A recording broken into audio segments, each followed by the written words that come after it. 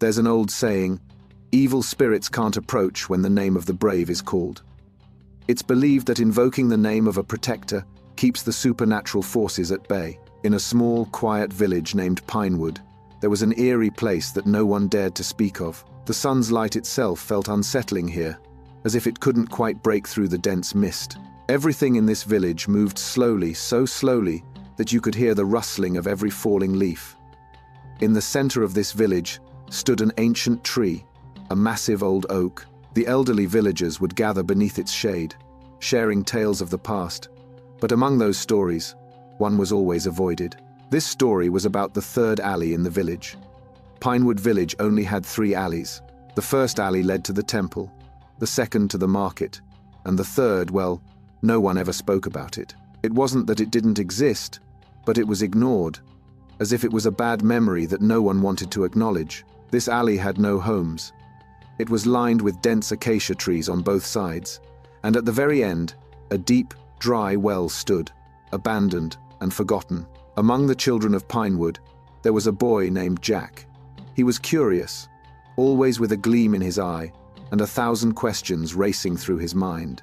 When the elders spoke of the third alley, they would fall silent, and that silence made Jack even more curious.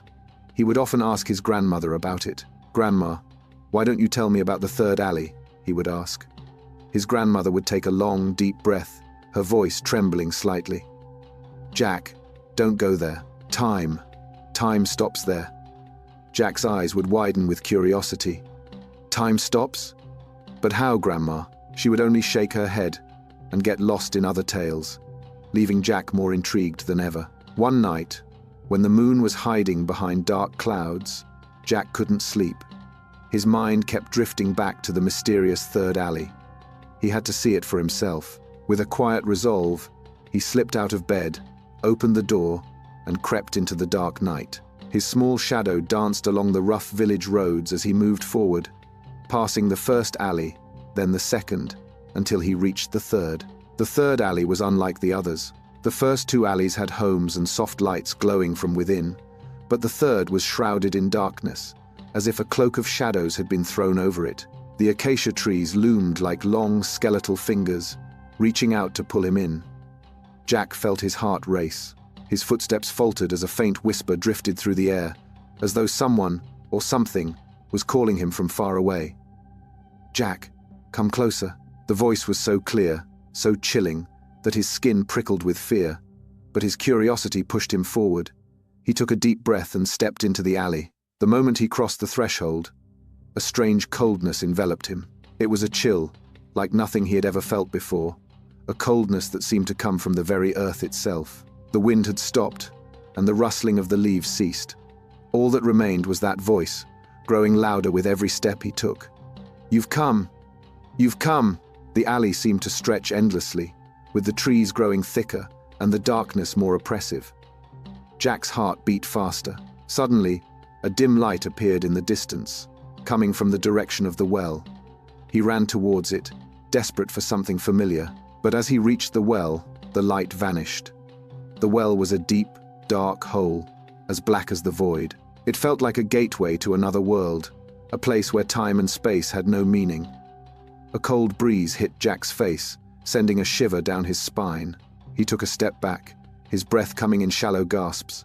He turned to run, but the alley seemed endless, stretching out before him as if mocking his escape. Jack ran, his legs burning, his breath ragged. But no matter how fast he ran, the alley never seemed to end. It was like he was running in circles. Finally, after what felt like hours, Jack reached the end of the alley. He was back in the village, standing in front of his own house. He looked up, and the lights were still on, just as he had left them. He rushed to the door and knocked frantically. His grandmother opened it, looking at him with those same knowing eyes. "Where have you been, Jack? Were you awake all night?" she asked, her voice gentle, yet firm. "Grandma, I went to the third alley," Jack said, his voice trembling. His grandmother smiled softly and shook her head. "Jack, you've just woken up. It's still midnight." Jack looked at the clock. It was exactly 12:00 a.m. He couldn't believe it. It felt like hours had passed. He had run through the alley, felt the cold, and heard the whispers. But now, it was as if none of it had happened. "Go back to bed, Jack," his grandmother said, her voice soothing. He nodded, still shaken, and climbed into bed.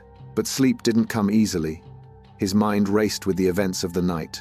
The next day, as the sun rose and the village came alive with light, Jack tried to shake off the strange experience. He went about his day, but the memory of the third alley lingered in his mind. That evening he went out to play. As he reached the outskirts of the village, his gaze fell on the third alley again. He felt a strange unease, an urgency to turn away, but before he could, the familiar whisper filled his ears. "Jack." He spun around, but no one was there. The whisper was clear, just like before. That night, Jack knew that his experience hadn't been a dream. He couldn't ignore it anymore. Once again, when the moon hid behind the clouds and the village was wrapped in silence, Jack made a decision. He crept out of bed, opened the door, and slipped into the night once more.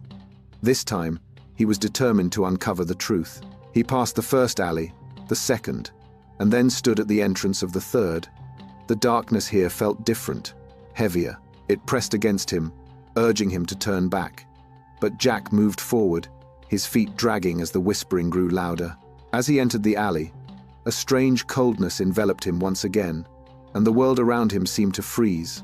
Time had stopped, just as his grandmother had said. Jack walked deeper into the alley, feeling as though the world was slipping away. And just like that, Jack found himself trapped in the endless loop of the third alley, where night repeated itself over and over, and the past would never let him go. To this day, the villagers still warn their children, "Never go down the third alley. Time stops there."